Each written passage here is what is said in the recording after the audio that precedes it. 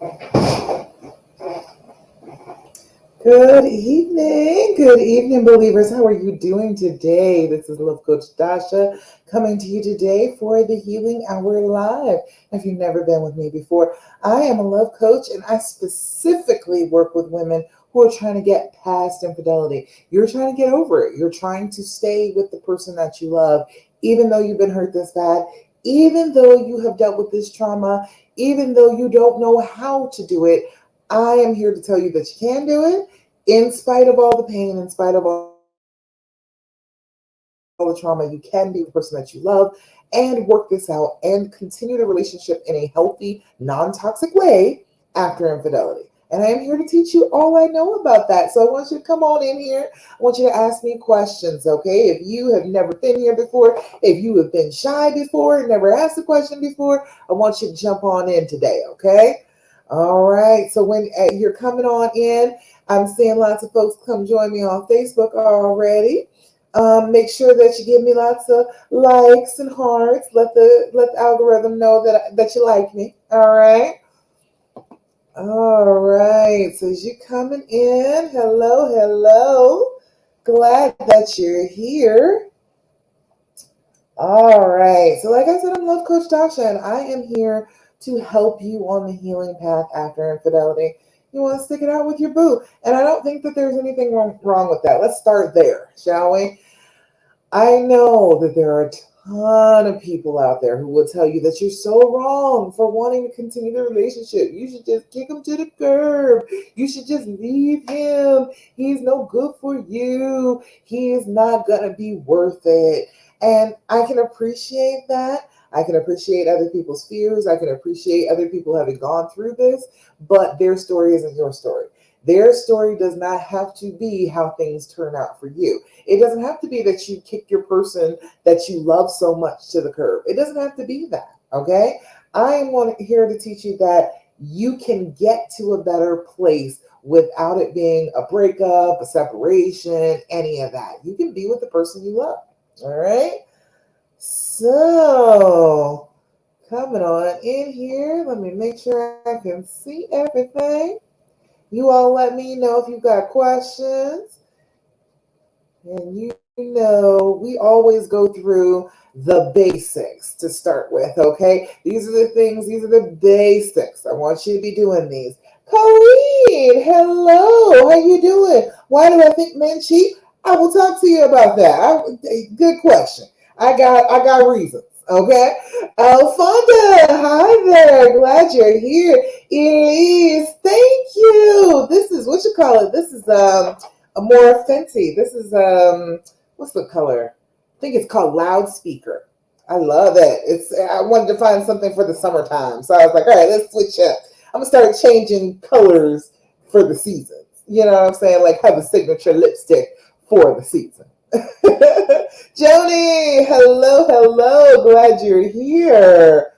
Oh, everybody's coming on in. So glad that you're here. So we're going to start with the basics. Colleen, I am not going to forget your question, but we're going to start with the basics because these are the things that I want you to know that you can do before you even try it. Get into something for you. You can do these things for yourself and feel better. Start to come up out of some of this trauma. Okay, that's what I want for you. I don't want you to have to wait around. I don't want you to have to wait around until your mate gets themselves together. They have had some poor choices right now. We're gonna get into the reasons why they cheat, but most of the time that's from pain. Usually, if they're cheating, they know it's the wrong thing to do. So they're doing it to some sort of pain. Because hurt people. That's simple answer for you, Colleen, but we're gonna dive a little deeper into it, right? All right. So instead of waiting for them, you gotta start doing some things to start to make yourself feel better, start to get rid of this trauma. And the very first thing is always going to be do your deep breathing. Have you been doing your deep breathing? If you have not been doing your deep breathing, you're doing yourself a disservice. It is a simple thing. And because it's such a simple thing, people feel like it's not effective. Some of the most effective things in the world are very simple. Okay. We have got to be doing the deep breathing. Okay. This is a way that you're going to start to calm down. When this first happens to you, when you first do this, you are going into a state of being, okay? Your body is involved in this. This is not just, oh, it's all in your head, it's all in your mind. No, no. Your body is involved in this trauma. When you have trauma, your body reacts to it, whether it's emotional or a physical trauma, it is the same thing. All right. So what your brain automatically does when you got that trauma feeling, when you're feeling all, it changes the way you breathe. Okay. Very, very simple thing. All you got to do is change your breathing back. That is the simplest way to start to fight back against the trauma. Okay. So that's why we do our deep breathing. I want you to do your deep breathing with me. We're going to do 4-7-8 breathing. What you do is you're going to blow out and make the noise when you blow, okay? Make this so that, oh, when I hear that sound, when your brain tells you that that sound is going on, and that's the sound of we're calming down. All right, we are calming down. We are not going to keep on being anxious. We are going to center ourselves. We are going to breathe. Okay, so that sound is going to help. All right, we're going to blow out. We're going to inhale for a count of 4. Hold that breath for a count of 7 so that our bodies can actually use it. And then we're going to blow out for a count of 8. Rose Watson coaching over there. I see you on Instagram. Hello. Glad you're here. All right. So we're going to do our deep breathing together. Now, I want you to be doing this 5 times a day. Okay. But look, right now we're only doing it 3 times. But I want you to be on this. Okay. 5 times in a row, 5 times a day. You need to be doing it so that it brings that anxiety level from way up and brings it down to a manageable level where you can actually handle it. If your anxiety is just ratcheting up day after day after day, you're never taking it down with your breathing, you are going to be stressed, okay? You are going to be super anxious, all right? Oh, I'm so glad you're here too, Rose. It stalled for a second over there on Instagram, but that's okay. All right. Let's see. So we're getting ready to do our deep breathing. Hey, Regina. Glad you were here. Glad you finally made it, girl. Hey, better late than never. I'm glad you're here. All right. So what we're going to do is do our deep breathing together, okay? Blow out for 4, hold for 7, and blow for 4, 3 times in a row. Just listen along with you. We'll have it down pat by the end, okay? First thing we're going to do is breathe out in through your nose. 2, 3, 4. Hold it. 2, 3, 4, 5, 6, 7. Blow it. 2, 3, 4, 5, 6, 7, 8. Again. Inhale. 2, 3, 4. Hold it. 2, 3, 4, 5, 6, 7. Relax. 2, 3, 4, 5, 6, 7, 8. Last time. Inhale. 2, 3, 4. Hold it. 2, 3, 4, 5, 6, 7. Blow out. 2, 3, 4, 5, 6, 7, and 8. Beautiful. How does it feel when you do your deep breathing? Rose Austin is over here. She's doing her breathing. Okay. How does it feel when you sit there and you just breathe? Take that oxygen in, let that carbon dioxide out. When you are anxious, when you are stressed, when you are traumatized, it actually makes you sip the air a little bit more than you normally would, and you don't exhale the way that you should. So you actually increase your carbon dioxide level inside your body. When your carbon dioxide level, guess what happens? Your brain starts signaling that something is terribly wrong because the carbon dioxide level is increasing. So it will help you to balance back out the gases, okay? To make sure that you've got good fresh oxygen in to your brain so you can well. And then you got that carbon dioxide getting out of your lungs, telling your body that I am safe. It's okay. I was freaked out for a second, and I'm back in control because I'm in control of my breathing. It's a very simple message into your brain when you've been dealing with trauma. If you do it consistently, your brain will get the picture and you'll start to calm down. All right. Colleen says it feels lighter, right? It lifts something a little bit because it is a physical response, not just an emotional response. If we start to do something about the physical part, guess what? The emotional part gets better too. It's a beautiful thing. So always, always, always, I want you to be doing your deep breathing 5 times a day at least. It will bring that level way down, and you'll be able to handle it at that lower level instead of like it's up at a 800 and you can't reach it. Okay, that's how we can get it to calm down. This is the very first part of starting to heal after infidelity. You got that devastation phase where you are just in a puddle on the floor. All right, but the next phase after that is regulation. It is getting your emotions back together. When you crumple to the floor, all your marbles spilled out everywhere, we are gathering our marbles when we're doing our deep breathing. We are regulating our emotions, showing our body that we are safe, that there is nothing happening right this second. Yes, heartbreak sucks. Yes, betrayal sucks, but it doesn't mean that I am in danger right now, and then I can calm down and be able to have a good relationship still with the person that I love. All right. All righty. Second thing, always going to tell you, I'm always going to say this, do your journaling. Have you been doing your journaling? Have you been sitting down with yourself and your feelings for about 5 minutes? First thing in the morning, last thing before you go to bed? We need to be doing it, okay? We need to have that moment for ourselves. It's only 5 minutes in the morning, 5 minutes a day, 10 minutes a day. That's all I'm really asking you to do journal wise. You do not have to write an entire book. You can spend that 5 minutes making a list, writing down feelings, things that happen during the day, whatever it is, but it gets it out of your brain and down onto the paper. So then your brain is able to let go of it. All right. It's a very good practice if you're still having nightmares. It's a really good practice to do your journaling and do your deep breathing before you go to sleep. It'll start to ease some of those nightmares. All right. So it doesn't matter what kind of journal you use. You can use a pink fuzzy butterfly. You can use, oh, this one came from, I think it's Dollar General. Yeah, right. And look, like that. All that space for you to write your feelings, for you not to talk about them, but for you to reflect upon them, for you to put them down there. I want you to get used to the idea of doing your journal and doing it consistently. Because what will happen is this book becomes a scientific journal all of a sudden when you got enough information in here. All right. You need to make sure that you are doing your dates, your time, and your level of anxiety every single solitary time you make an entry into the journal. All right. Do the level of at the beginning and the end, you will see how much your anxiety calms down while you're journaling. It's a valuable tool to let you know that this journaling does help in the moment. All right.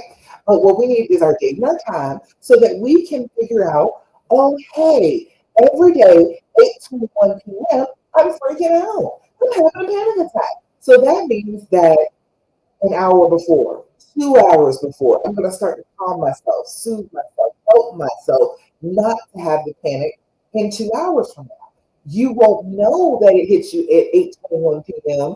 unless you're writing down the date and the time. Okay? So we need to be doing this consistently. Your level of anxiety is 0 to 10. Zero is no anxiety whatsoever. All is right with the world. You are blissful. All right. And write that down too. Don't just think just because you're a zero and you're having a great day, that is not worthy of journaling. That's worthy of journaling, not just the bad parts, the good parts too. Okay. Because we want an entire picture of this journey. You don't want to have in your journal every single solitary entry is, oh my God, I'm having such a hard day. Because then you won't be able to flip back. It won't be a scientific paper now, and you won't be able to flip back and be like, wait, wait, wait. I was zero on this day, and I was two on this day, and I was having a great week this week. You won't be able to do that if you're not writing it down. All right. So the good and the bad. All right. Sit down with your journal 0 to 10. Zero is nothing. 10 is I want to rip my hair out, tear my clothes off, run screaming down the street naked. That is a 10. A loss of control. control. And chances are, if you're sitting down writing in a journal, you're not lost control. Isn't that a good thing to know? If you've got your pen in hand, got your book open, you're probably not as bad off as you think you are. You're not at the I'm losing control of myself thing. I used to teach about anxiety in a psychiatric facility. And I was saying that 0 to 10 scale for the clients there. And the lady said, okay, because they were trying to give me stuff that was a 10. And I was like, well, no, because you were still in control of yourself. You were okay.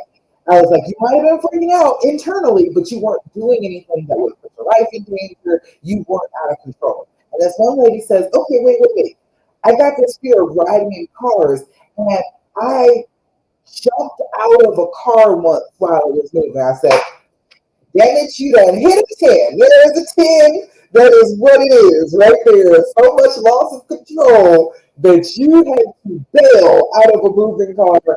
That's a 10. All right. So every time you're doing this journaling, if you are starting off at a 7 and you write for about 5 minutes, and you're at 5, you will recognize how useful this is. It gets stuff off your chest. It lightens the load a little bit. So do your journaling, okay? All right, next thing. The next thing is always one of my favorites. I want you to develop a practice of gratitude. Okay? I know right now you don't feel like you have that much to be grateful for. I know you don't. When you have had such a pain, such trauma happen to you in your life, of course you don't feel like things are good. But every single day that you wake up, there are things to be grateful for.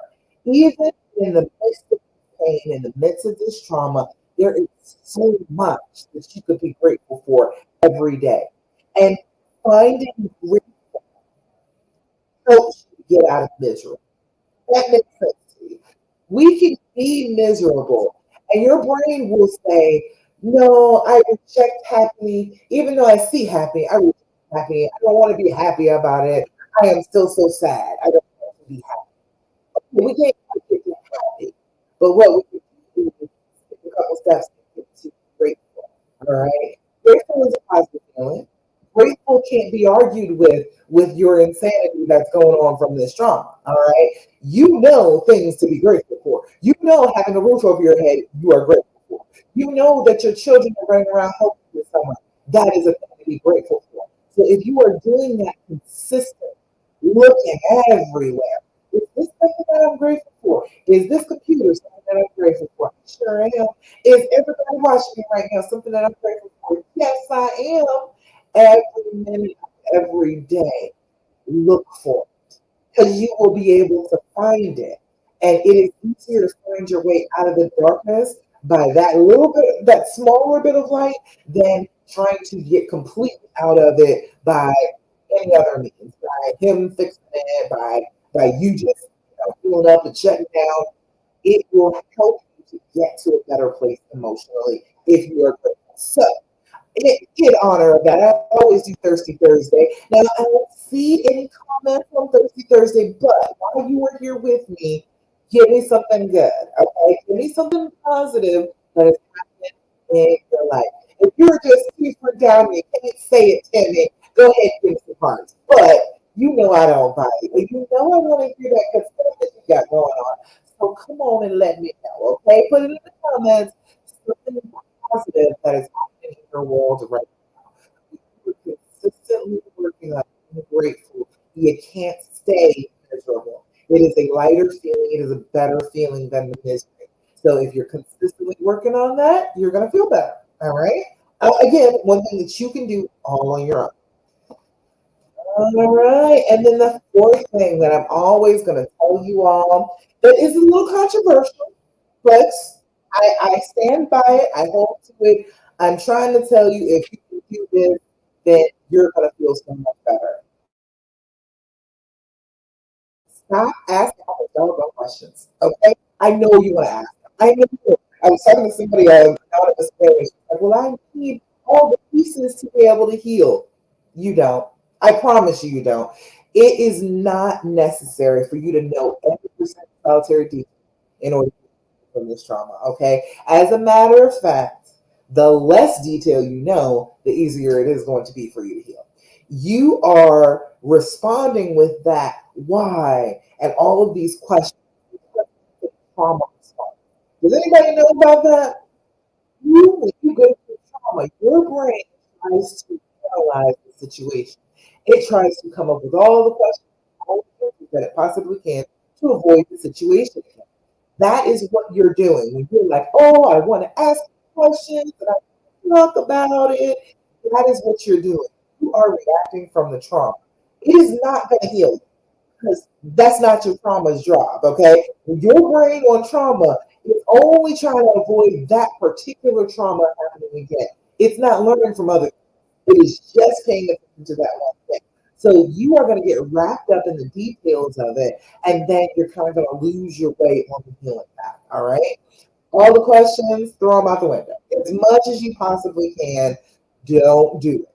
All right. It sucks. It makes you feel terrible. All right. Roseanne Coach said, "Oh, good, we got some Thirsty Thursday." She said, "Made some cool things. I've been procrastinating all week. I know, right? And got a bunch of cleaning done in the house. It's so nice, more grounded. It does when you like clean up your space. We said the other day, my space, and it feels so good, not productive because I was able to like get a little space, get a little breathing room. And they say that however your house looks, that's how your brain is. But we're busy too. We're moms. It doesn't mean that our brains are a hot mess, but sometimes our space gets to be a hot mess. So it's lovely that you got to do some things. You were productive. You stop procrastinating. I understand about that.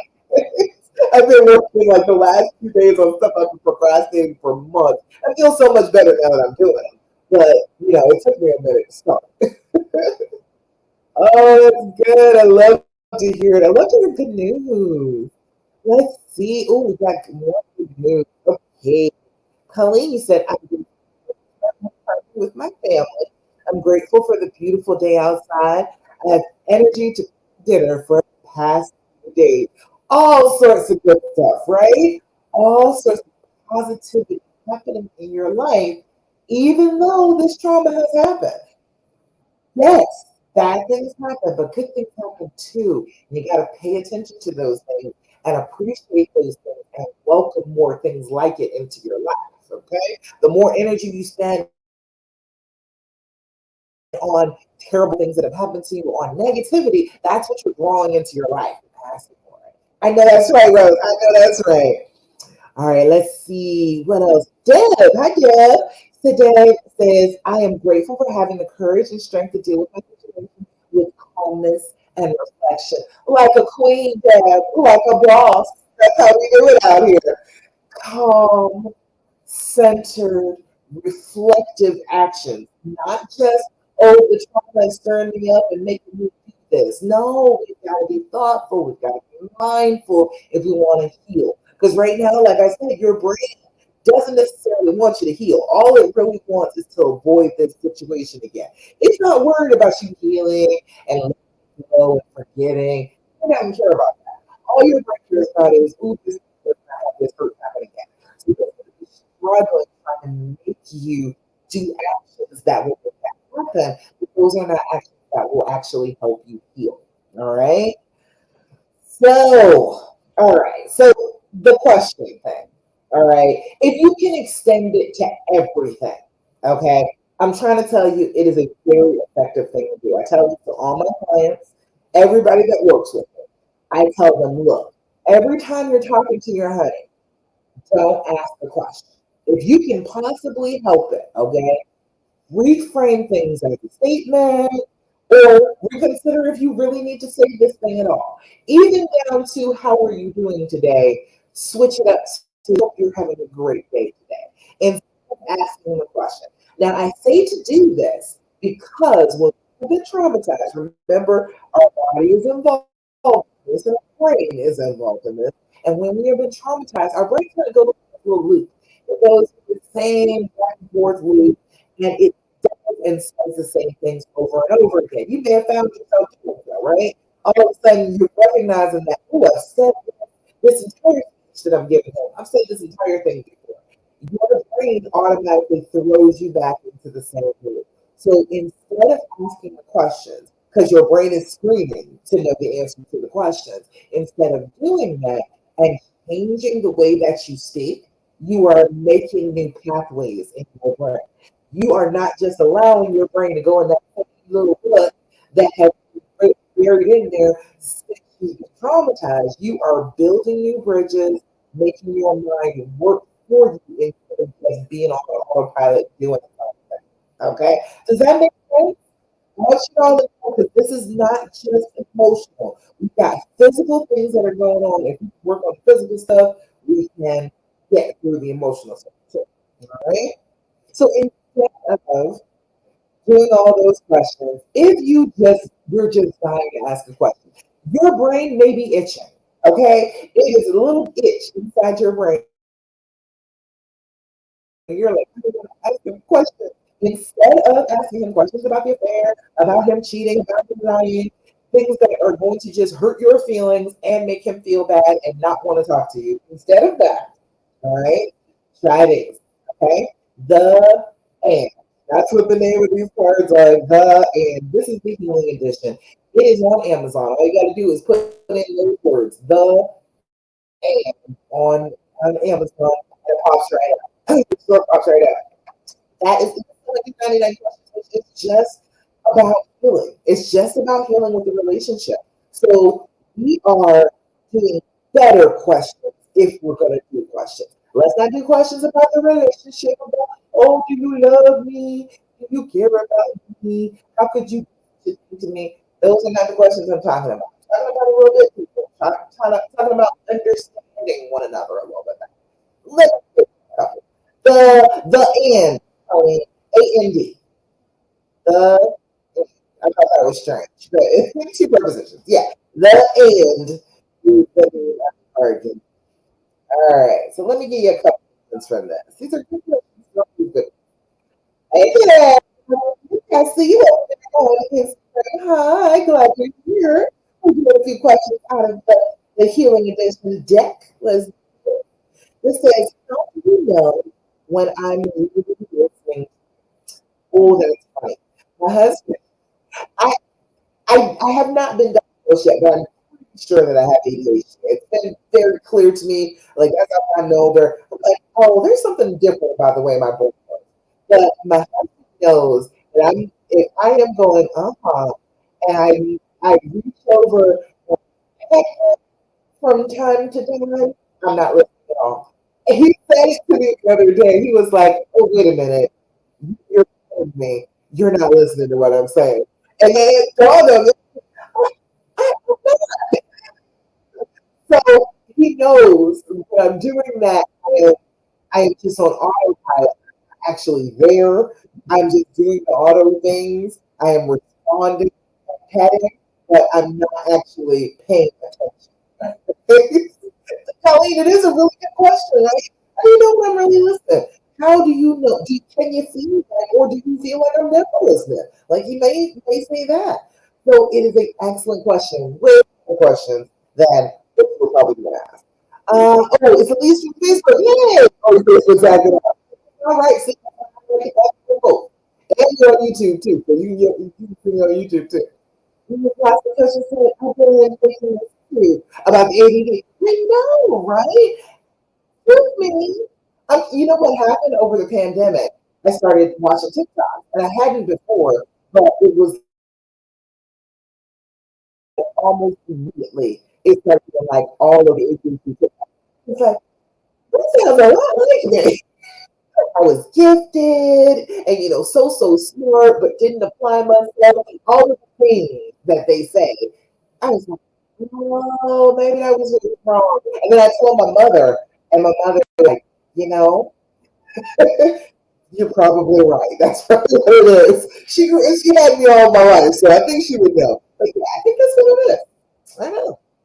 All right, let's see. Another question: what role does pain have in our relationship? Now, see, this is one of those questions that you're going to read, and they might say it's a pass. Okay, it is easy to pass in this thing. You look each other in the eyes for I think it's 10 seconds, and then you say pass.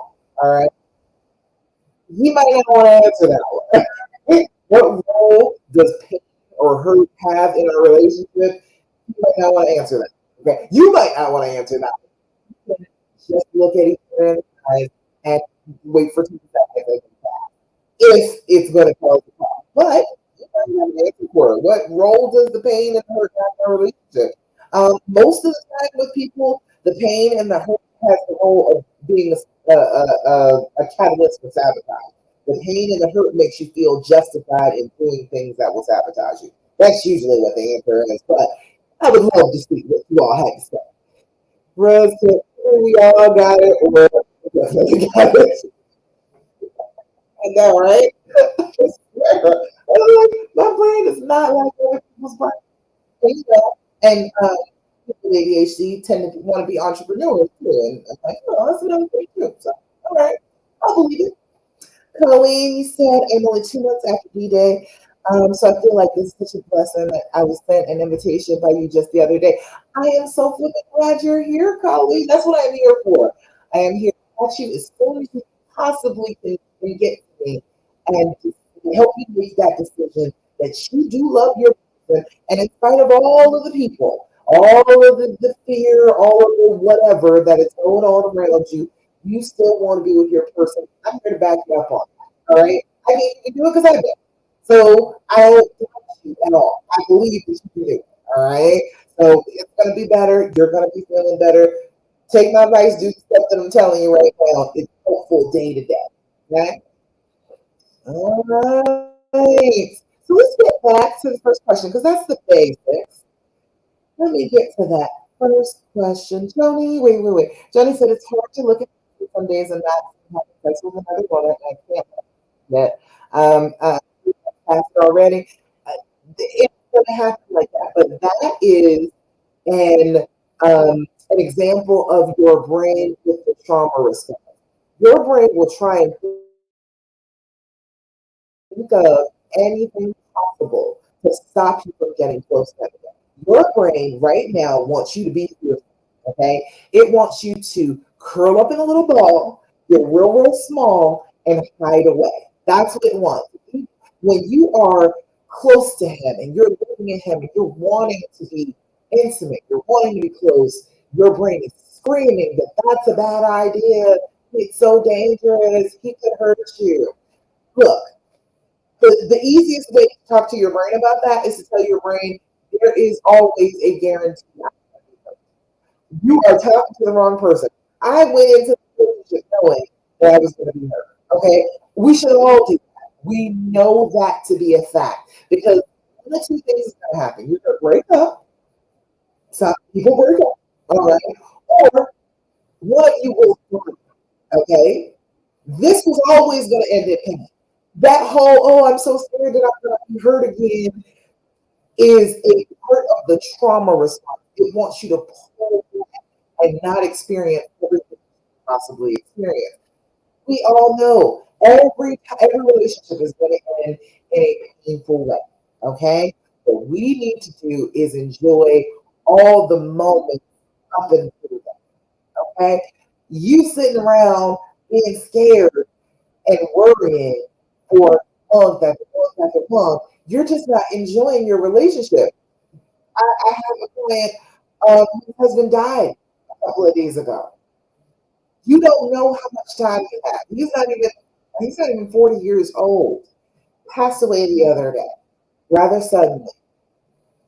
You don't know how much time you have, so you've got to enjoy it in the moment. Don't let your brain sit there and throw at you pictures of the two of them together.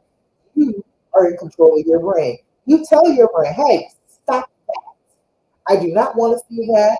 Think of a different picture. Give me some flowers, give me some balloons, whatever. I don't want to watch that in my head. I don't want to watch that play over and over again. And you take that control of your brain. Your brain is on autopilot right now. All you need to do to stop that is to interject yourself into the thought process. Do not let your thoughts just flow without you. You've got to say, hey, that is not helpful. Thinking about them having sex, that is not helpful for me. Like, brain is better than that. And stop it and actually participate in your thoughts. You have to be mindful to get past this. All right, let me see. Colleen, same thing's happening to her. The image is popping in your head. Give us some likes. Do the images pop into your head unbidden? They just pop in there and make you miserable. Something happens to you. Uh, I'm trying, but that's all I see right now. And what he's done with me, and he did with her. Did he like it more with her? See, comparison is a thief of joy. You are completely separate beings from her. There is no comparing the two of you sexually or otherwise. There is none. There is his experience with her and his experience with you. But you're the person he wants to be with. Whatever was going on with him, I think we talked about that. Did we talk about that? That's the question that Colleen was asking. Why and she? There's a simple explanation for it, and I always say that hurt people. That's the basic reason for it. But there are like three subcategories. All right, we've got sick, we've got sad, we've got stupid. All right.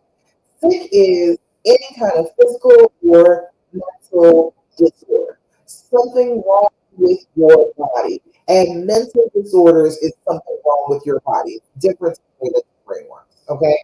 My husband has bipolar disorder. Part of bipolar disorder is sexually, risky behavior, hypersexuality. He loves all of that. Okay. Especially he is a risk. Okay, he loves that. That is the thing. He loves to have that rush. All right. So I know with him, if he is feeling a little manic, I gotta watch him. I gotta just make sure he's okay. Make sure he's not doing anything inappropriate. All right. People used to come into the hospital where I worked all the time, and it was a given that somebody who just had a heart attack and out of the hospital for a little while and came back, they would probably it's a weird thing. People don't do their best when they're sick, and being sick makes people afraid. And when people are afraid, that's a type of pain, and then they don't like that, so they do anything they can possibly do to not feel that. So having sex with somebody else works. All right. Then there is sad. Sad has to do with grief of some kind, a loss. I don't have something now that I used to have. And that could be as simply as the relationship with you. It's not going the way that he wanted it to, and he is just grieving over that relationship and then found somebody else to talk to because that made him feel better about that grief. But it could be things like he lost his job, you know, it could be things like his previous relationship, he can't be in contact with his kids. There's all sorts of reasons for grief and loss in our lives. Okay, that is a huge contributor to a lot of our traumas. Okay, so whatever that was, it was some kind of loss. He felt it deep, and he was in pain and looked for a way to fix it. All right. Then there is stupid. All right, it's not what you think it is. He wasn't that stupid. Like, the entire system is set up. Okay, everybody.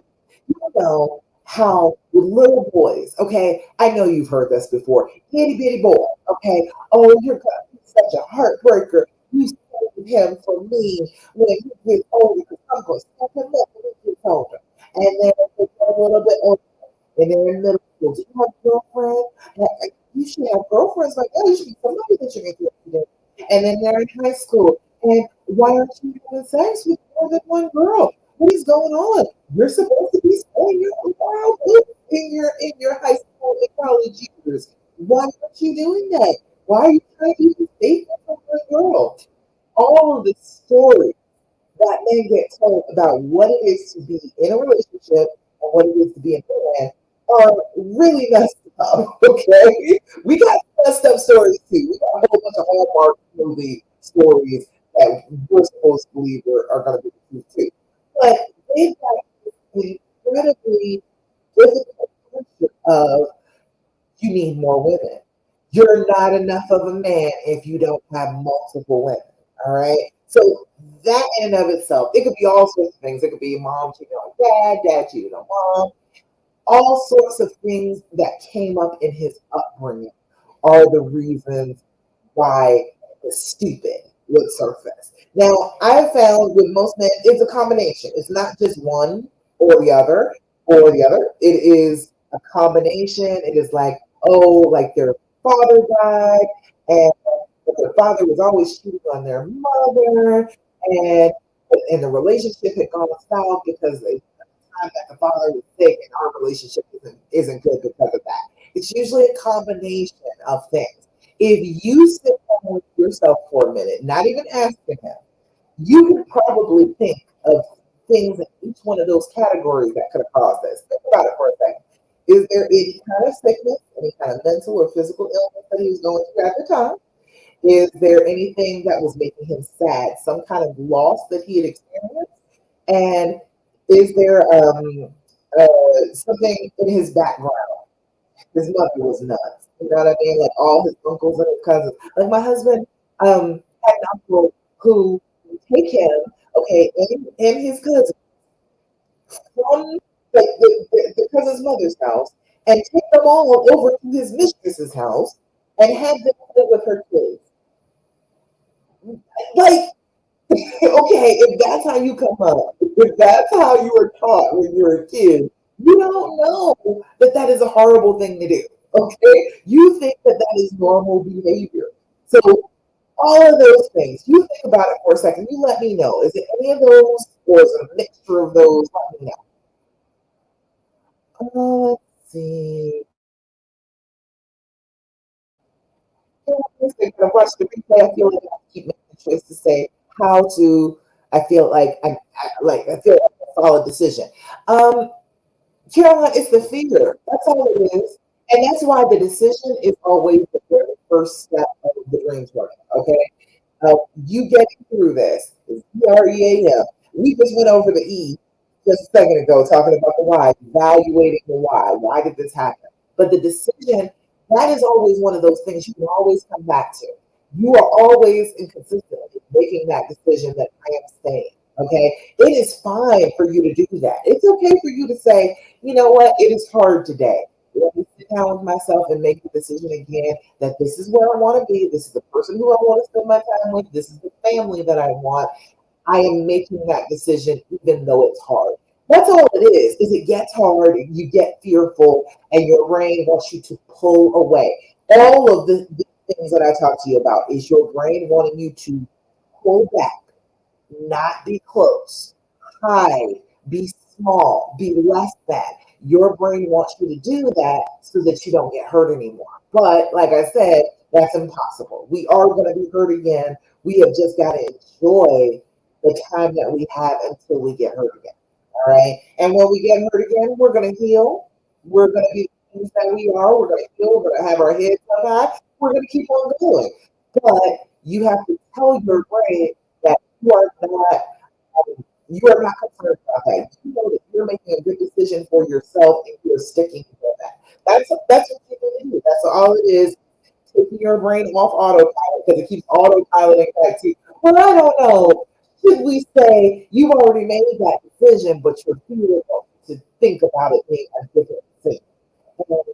You can think about it all you want to, but if it comes down to it, and this is the person that you want to be with, you gotta just admit that to yourself. That's another thing that gets hard about the healing part is accepting that this is the person.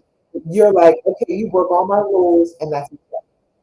I know that's a difficult thing to do. I know it is. It feels painful. It feels emotionally just like a boulder in your chest. Like, how could I possibly who broke my rules?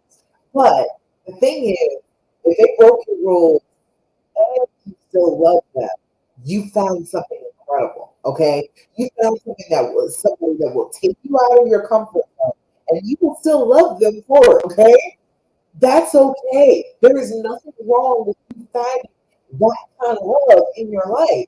That's a great thing. That's an important thing. You can have that. Okay? Don't feel sad about it. Don't give yourself a hard time about it. Just enjoy the fact that, yeah, yeah, this is the person that makes me feel so strongly that I am willing to let them have broken my rules and continued on with the relationship with them. It lets you know something about yourself and it lets you know how you feel about them. All right. A lot of beauty said, he said, it's a mixture of those for me, but I struggle with him being 33 years old and knowing better as a grown man. Absolutely. But the thing is, and people always say that to me, but what I have discovered is at that same time, usually right now, you're doing things to him, with him. If you know better, but you feel justified because you're with him. I know that is a human condition. That is how I work with people day to day. We will feel like, oh, because I was hurt, I am justified in my hurt. I'm justified in hurting my person because I am hurting. You tell me, at least, let me know. Is there stuff right now that you are doing with him, to him, in this relationship that is not healthy, not healing, causing arguments? Like, is there something that you're doing that you know you shouldn't be doing, but you're doing it anyway? That's what's going on with him. That's exactly what's going on with him.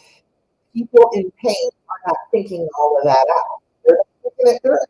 You know it was a mix of all of that. That's a lot of pain to be going through if he is all three of them. He was in pain and he did the wrong thing. Just like we get in pain and we do the wrong thing. That that's my answer to that. What do you think about that? Tell me about it, at least.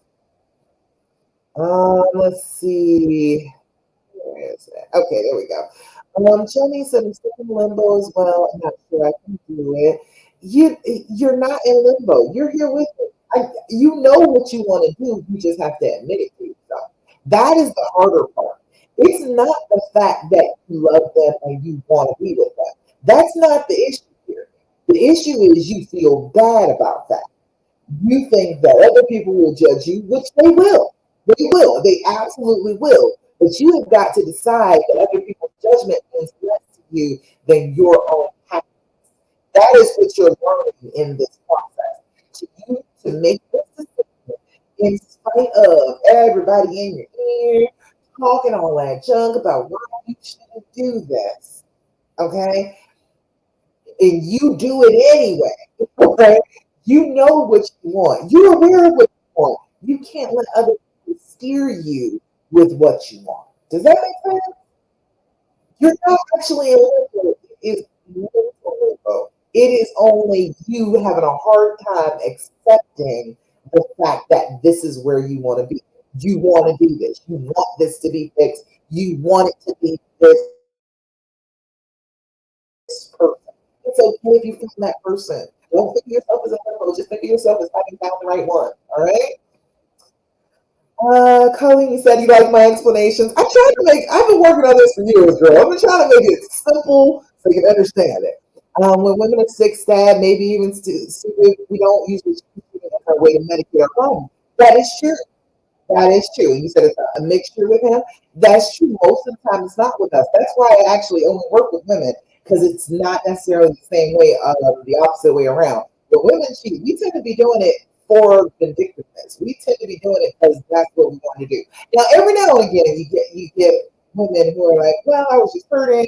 I just needed somebody." But a lot of the time, it's all about their relationship. Is the reason why they cheated, and not because they were in pain in some other way. You're right. You're right. Let's see. Rose was the coach and said, I mean, for 10 minutes, I was high up on my horse for a while, and I definitely felt like he should hurt. He should hurt the way I hurt. Yeah, but I regret treating him the way that I did, because it just kept both of us. Oh, there we go. Both of us in the struggle way longer. So right about that.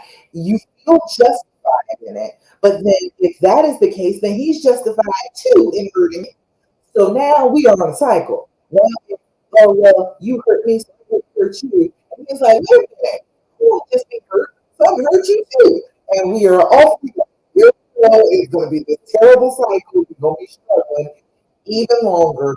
Everybody is feeling justified. That's the word right there. If you feel justified in what you're about to do, you shouldn't do it. If you feel like, oh, I have every right to be able to do this, you're wrong. You're in the wrong. Okay, you are telling yourself a reason to do something you know you should do. All right, and the thing is, okay, Elise was saying, he should know better as a grown man. Okay, I think that. Okay, let me just say this.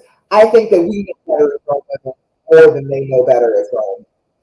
I just do. I think we do better in stressful situations. I think we do better in general at being faithful. I think we just do better. Okay. So I get that, you want her to be like a grown man, but you are a queen. Okay.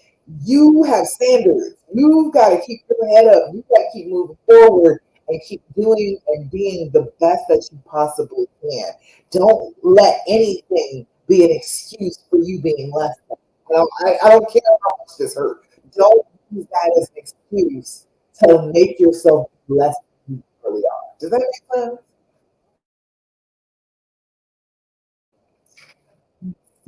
Yeah. Um, Colleen said, my husband is still figuring out the reason he cheated. I think he is on the autism spectrum. There may be some childhood trauma, not enough practice with regulating emotions. His older brother passed away years. Yeah, Colleen, you see, you know, you probably know better. I know better than you did. I know better than you did. Like, why did he do this? It took him about a year after, like, I had calmed down and I was healing up for him to be able to come to me and be able to say, I was thinking about it. And, when I was with such and such, when I was doing this, that, or the third, I was feeling this way. He wasn't able to tell me that. He wasn't able to express that to me right off the bat because we're in the midst of the whole thing. We're in the midst of whatever was wrong with him. And the trauma for me, it's hard to communicate about that, but you can a little bit later. Find out more information about it once you started to heal. You gotta heal first to know all of the information. I was trying to explain that to somebody earlier. You will not accept the truth. You will not absorb things if you are traumatized. In that point, you are at that point where your brain is trying to shut everything out and close things off, not open things up and understand that. So you always got to heal a little bit first so you can really start to understand it. So give him a little bit of time. He'll be able to figure it out, but you have got it pretty much figured out, it sounds like. Dad, my husband is military and with PTSD. Cheating is a survival tactic for him. That PTSD, that was the first thing my husband got diagnosed with. And he wasn't even in the military. He just grew up in Newark. And that did it. Okay. Well, yeah. It wasn't just growing up there. It was some horrible stories he had. Like he told me once there was somebody that was killing people and taking the head, and he lived across the street with his grandmother, across the street from one of those cemeteries that has the wrought iron spikes all the way around. And once they get killed, all these people, one night they went and put all the heads on the spikes around the graveyard, right across the street from where he lived. Like, could look out the window and see heads on pipes. So I understand why he has PTSD. But if you have PTSD, you don't sleep. If you have PTSD, you are hypervigilant. You're up all night. And 3 days, 1, 2, 3, without sleep, and you are psychotic. So, yeah, if you are psychotic and you are in that state, you're going to do things that are wrong. That's why physical, like mental illness is such a big part of this, because when you are at your worst, and that is at your worst, you got the PTSD, you can't sleep, you can't rest, you're constantly on edge and anxious and, climbing the walls, you got to find something to help you. So yes, dude, Dad, you know too. You know that there was something else going on with him that didn't have to do with, oh, it's just a relationship. Hey, that's all right. And I see you over there on Instagram. That girl. All right, let's see. Joni, I keep asking my husband why he did this. Well, Joni, with the reasons that I just gave you, you figure out why. Because you keep asking him, okay, what reason he's giving you, you're not believing. So you keep on asking this over and over and over again, you're driving him nuts. Right? If you're not going to believe the answer, don't ask the question. So he asked my husband why he did this. He says, I'm the love of his life and soulmate. He says he doesn't know. How the hell does he know when he did it? Because when people are in pain, they are blind. You will do anything to get out of pain. Okay? You'll do anything. People aren't, he's not thinking about his soulmate and the love of his life if he is aching, if his chest is about to collapse. I'm sorry, I know that that is disappointing, but he's a real life human being, and the only feelings that he can experience are his own. So if he is in the middle of feeling badly, he's not thinking about, oh, but I'm so in love and I would never do such a thing to her because I'm so in love with her. He can't get to that because he's dealing with his own pain. The pain always tries to present itself ahead of the pleasure. The pain will always come and try and bogart its way in front of the love. All right, so that's what it is. And if you're not going to, when there's no need for you to keep on asking the same question over and over again. I just told you, Joe, six sad stupid. You tell me which one of those it is, or if it's a combination of those, and you will know, and you don't have to ask him anymore. All right. And part of that whole asking thing, remember I said stop asking all those questions, is just a trauma response. Your brain is trying to get as much information as it possibly can for this not to happen again. But if you keep asking the same question over and over again, you're driving him nuts, and then you're driving yourself nuts too, because any variation, anything different that he tells you, that's going to set you off. And the fact that he keeps saying he doesn't know, that's going to set you off too. We have to get a little ways out from this to be able to get to the why. Okay, you're going to know the basics with the sick, bad, and stupid, but you've got to step back. You've got to heal first before you can completely understand the why. Let me say that one more time for the people in the back. I need you to hear me on this. You have to heal a little bit first before you fully understand the why. Does that make sense to you? I know that that's a difficult thing. I know you don't look it. I know you don't wait heal. I know a lot of the time your brain will be telling you, oh, but you can't heal unless you know all the answers. Your brain lying to you. Okay, you can heal just fine without knowing all those answers. I promise you, you can know. Okay, heal just fine without.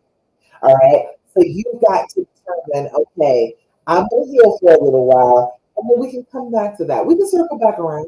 It's okay to circle back around to that, to let a little distance create a little clarity, and then he can explain it to you better. But right now, he can't do it. Mom couldn't explain it in the moment. He was manic. For a good part of that, he was manic. He couldn't explain it to me. There are a large chunk of the time that he was shooting that he does not remember. Okay, what if he just doesn't remember, Joan?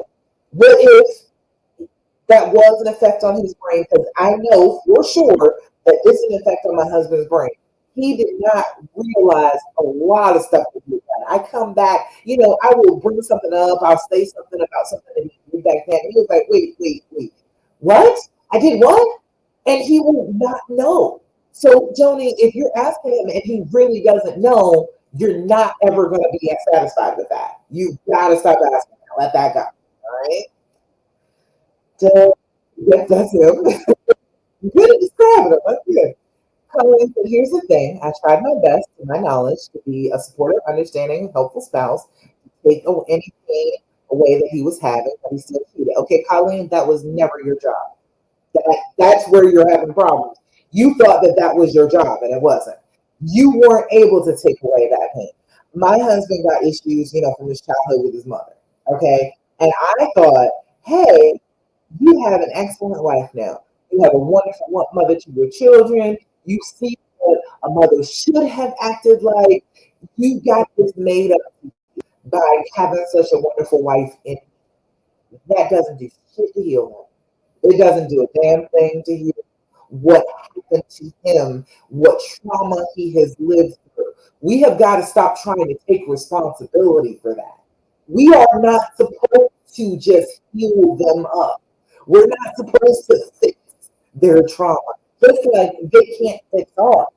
Okay, that was never your job. That's why you're feeling so bad about it because you're like, oh, I put so much work into healing him. That was never your job. It was always his job to heal himself. And you taking that on got in his way. It did not help. It actually got in his way. Does that make sense? That's a hard lesson. It really is. But it was never your job. Okay? Then you said, which makes me think one of the biggest reasons mental sickness are because he doesn't know how to deal with pain in a constructive way. Yes, could be. It's probably some childhood trauma. A lot of men are dealing with childhood trauma. If you look at statistics, right, it's supposed to be like one in every, I think it's every four girls and women have been sexually assaulted, molested, raped, some sort of abuse. Okay. And the numbers are way higher from them. It's like one in like 12 for them. And I'm here to tell you, I think that's bullshit. I think that just as many boys, just as many as women are hurt and have trauma and have been abused in their childhoods. I don't believe it's possible that so many more women than men were hurt in their childhoods. That's crazy. I don't think that's true. I think that we are dealing with a whole generation of men who have stepped down every bit of pain that they have, and they don't talk about it, and they don't let any of that come to the surface, and then it comes to the surface as a void. It comes to the surface as an infection, and then they do something destructive because of that trauma. Because there's nothing else you can do with this boil except for be destructive with it. That's the way that I feel about it. I feel like a lot of them have a lot of trauma that we're just not privy to.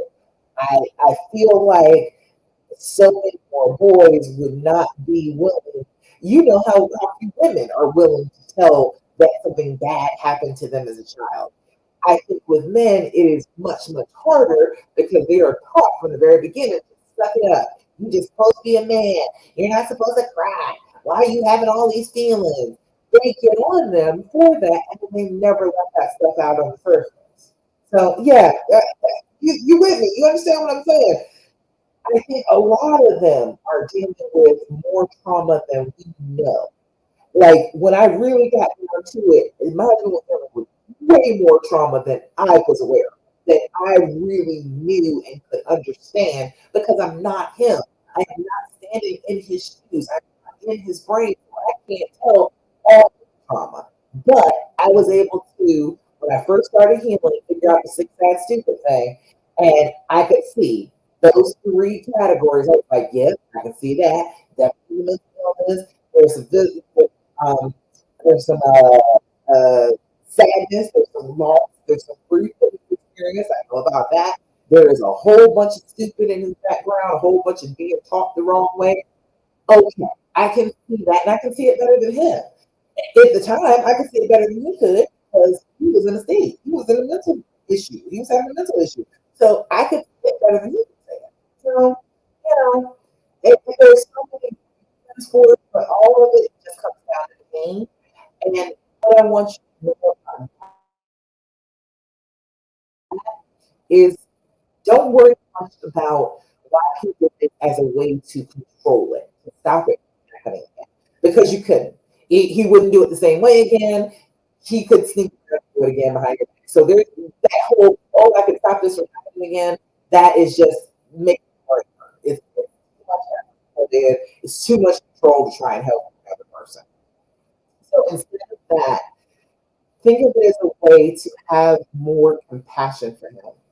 You loved him because you saw goodness in him, you saw his vulnerabilities, you saw something great in this person. And I think that you should work on knowing why in order to have compassion for that reason why. So you can understand that it wasn't about you. It wasn't about you. It wasn't about hurting you. It wasn't about screwing you over. It was about him and his own pain and his own trauma. Does that make sense? It's all right. It's all right. My beauty said, okay, let's see. At least said yes. Because I told you last time I struggled with going on girls' trips. Yeah, I feared he would hurt me while I was away, so it's preventing me from going on girls' trips. That's a big part. I love trying to protect girls, but his actions stopping me. I said, no, no, no, no, wait, stop. I stop, but don't lie to yourself. His actions are not stopping you. You are stopping. Don't blame that on him. Don't say, "Oh well, he's not letting me go. He's no." Because then you're going to resent him.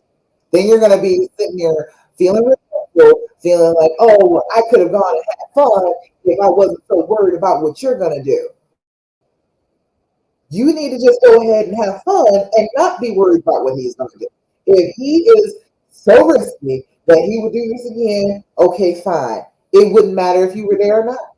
If he is that risky, if he would not care like that, it doesn't matter if you're in town or out of town. It doesn't matter if you're on a girls trip or a second honeymoon. It does not matter. Okay? You're thinking that it matters and it doesn't. He could do it if he was so hell bent on doing it. He could do it just fine with you right there. Okay? So you love traveling with the girls. It's stopping me from being a little bit from living my life to the fullest as I used to do before D-Day. You've got to just make up your mind to do it. You cannot continue to say, well, I'm not doing this because of him. Okay? You're not doing this because of you. Okay? You have made that decision. There is no reason to feel like if you went out of town, he's going to run down on you. He could do that with you here. There's no need for that. So just go ahead and let it go and go have some fun. He said, so true. Thank you for the reminder. I just try to remind you of the basic perspective of you don't control anybody but yourself. That's it. That's the only person you control on this planet. It is the only person you were given dominion over. You can't make anybody not do something or do something. You get to choose what you do or not do. Nobody else is in control of that about you. So if you just go ahead and decide what you want to do and follow through what you want to do and be a happy person because of it, guess what? You're an even better partner in the relationship. You're much better than that. You not doing the things that you want to do makes you a completely crappy person. It makes it so that you're sad. You're not getting the outlet that you need. You're not having the fun that you like. You're not doing your regular thing. You're going to be a miserable person. You can't do that. You do for the things that are making up the good in your life. You don't want to let them go. You don't want to let those go just because something bad happened. Oh, then that means I got to give up extra stuff. You have given up enough. You have suffered enough. You have paid enough. That's it. I'm going to help to right now. I am saying you have paid enough. You have done enough. You have suffered enough. It's time. Okay? All right. Well, I don't see any other questions over here on Facebook. You all got any other questions for me? Let me know. You know I am here for you. I want to give you a different perspective. I know the perspective that you give. I know that. But your fear is often lying to you. It's often lying to you. Manipulate you and trying to get you to do things that you wouldn't want to do. So I'm here to tell you what a different perspective is that will help you. All right. Okay. Colleen, does the trust ever come back? The trust, he does come back. Colleen. I absolutely trust my husband. I trust him with my life. I trust him every day, wherever he's going. I trust him after the healing. And I know he's not doing anything stupid. All right. The trust comes back, but it is not given to you. You will not be able to get trust from it. Your trust has to be cultivated within you. It's like any other muscle. You've got to work those muscles.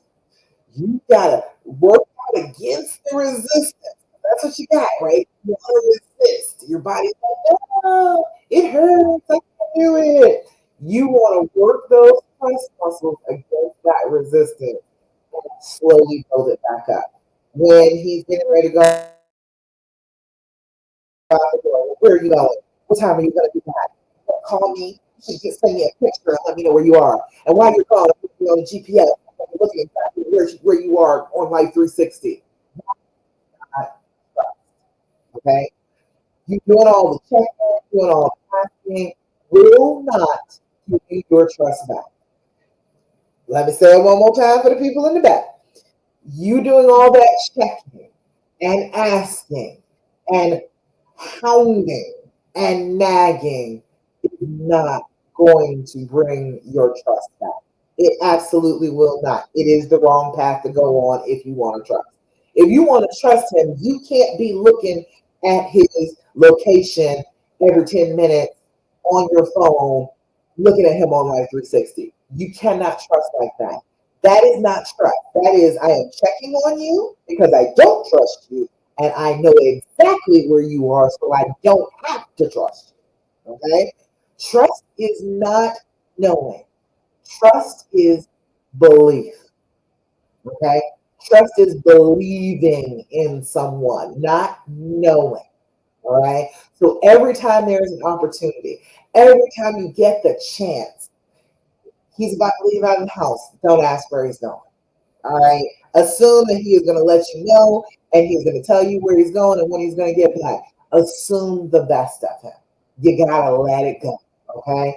Um, don't get the tracking off of him. Damn it, get the tracking devices off of him. He is not a puppy, okay? He does not need a tracking device, okay? That's too much. It's too much for you to do. You shouldn't have to be a warden. Why do you have to be checking his ankle bracelet? Like you are his parole officer. Why? Why do you have to do that? That's not your responsibility. He is either going to do the right things or he's not. Okay? You believe in this person, this is the person that you want to be. So you've got to take that at face value and say, okay, this is the person I love. This is the person that I want to be with. I'm going to believe the best of them. That's what I'm going to do. All right. So the trust comes back.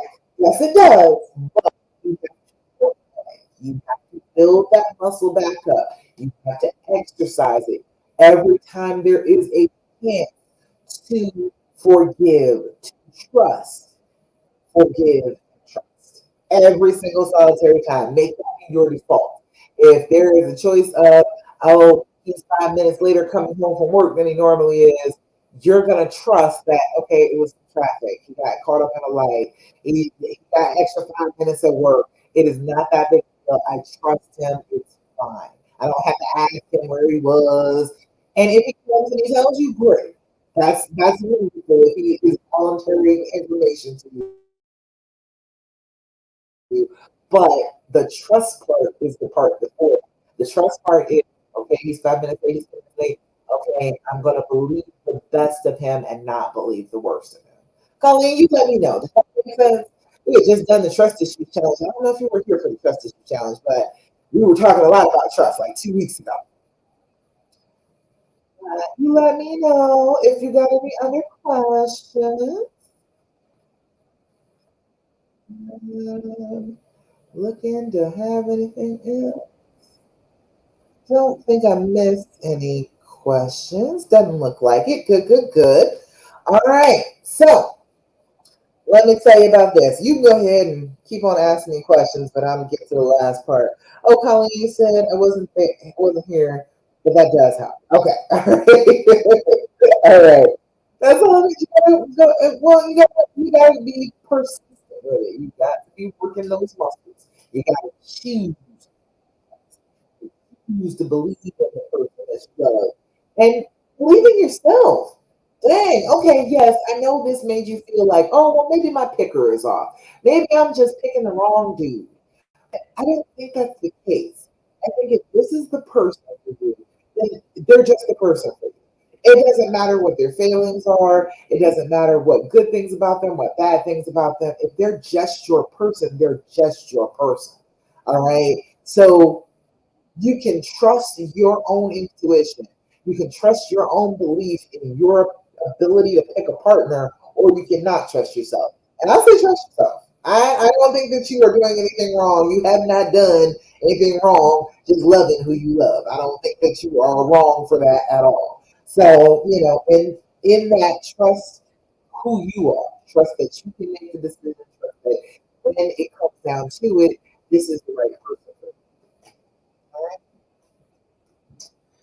All right. So, what I like to do at the end is remind you about affirmations. The mean thoughts, the negative thoughts, the terrible thoughts are all trying to tell you terrible stories about yourself. What you need to do to get rid of those is tell yourself something positive, not just once, but as consistently as negative thoughts come up, that's how consistently you need to be telling yourself positive things about yourself. Okay? So that's why we do affirmations, all right? We have got to start every day looking ourselves in the face, all right? Look yourself right in the eye and decide that you are going to believe whatever affirmation you are using that day. You're going to believe it with your heart. You're going to feel it in your chest. You are going to just say, this is the truth about me today. I don't care about how I feel about it tomorrow, but I'm going to believe that it's the trust right here, right now. The truth right here, right now. All right. So if you are constantly telling yourself terrible things, it won't matter if you only tell yourself an affirmation once, okay? Your brain will listen to the thing that you are saying over and over again. That's why it's important for you when you are doing affirmations to repeat them over and over again so that you know, your brain knows this is the message that I want to remember. This is the message that I want to live by. If you consistently say, "Oh, he'll never love you the way I love him, and I'll trust him again," that's exactly all right. But if you say, "He loves me deeply, badly, just much, and he loves me different. He loves me just as much as I love him," and this is going to be a happy, fruitful, productive, healthy relationship. We are not going to go back to these terrible things. That is what we get. Okay. So we've got to be repeating things over and over and over. Right? So for your affirmation, and you say it like you mean it. Say it with all your heart. Say it like your very best friend you're telling this to, and you want to do it. All right. So this one says, "Today I am ready. I am ready to receive love. Today I am open to being loved by another healthy person." See, that's what we talking about. Today I am ready to receive love.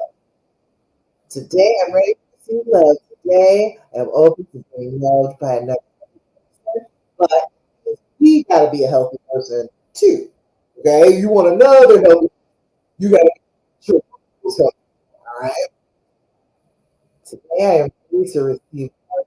Today I am open to being loved by another person because I'm healthy too. All right. All righty. I think that's it. That's all I got for you. I don't see any other questions, but I am here for you. If you got any other questions, comments, comments.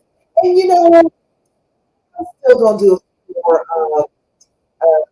so if you haven't followed yet. Hold on one second. Let me copy this. I'm gonna put it in the comments. It is in my link tree on Instagram. But I just want to go ahead and open it up again one more time. So everybody that's with people that haven't talked to me, go ahead and click on that link and you just pick a date and a time. I will be here and talk to you. Okay? I am doing a few of these for like 2 weeks. I want to get together another recovery and reconciliation group. I want to get together at least 20 women. That's what I'm looking for. I'm looking for about 20, a good solid group of 20, so that we have that group going every week. So, if you're interested in that, if you're interested in working with me, it's only $55 a month right now. And if you want to have more session with me, all it is right. For a session with me. So you and him and me can talk. You and me can just talk. So it's a good thing to talk if you are interested. But sign up for a meeting with me if you're interested. I can tell you a little bit more about it. Okay. All right. I think that's it. You go ahead. Make sure you go ahead and put that link. But that is about it. So, thank you so much for joining me for the Healing Hour of Life. I just absolutely love talking to all of you. I love to talk to you guys because I got the answers for the questions. I got them. I want to tell you, I am not gatekeeping any information here. If you go back in the videos from YouTube, as a matter of fact, you can do YouTube or you can do group. If you're in my Love After Shooting group, you will see I have done hundreds of videos about these topics. You can go through these, you can find out all the information you could possibly need to use to heal all on your own. But instead of doing it the hard way, you can just talk to me and I can tell you directly. I can give you the step by step directions about how you can heal this. But go ahead and link up with me so that we can do that. All right. All right, Colleen, you're so welcome. I'm happy that you're here too. I'm glad that you were a part of it. I love it when we all talk together. It's such good, such a good conversation. It's such a good video when I get to talk to you all like that. I get for people back. Like, go back and listen to you talking. Go listen to that one. That was a good one. All right, y'all. That's it for me. Thank you so much for joining us for the Healing Hour Live. I will be back again next Thursday, 8 p.m. Eastern Standard Time for the Healing Hour Live. Until then, do not do what the fear tells you to do. All right. Do not be justified in your actions. Do the right thing because you know it's the right thing. And believe, believe, trust in yourself and trust in your person and believe you're making the right choices here because I think you are. All right. Well, I love you so much. I'm so, so proud of you. And I will talk to you again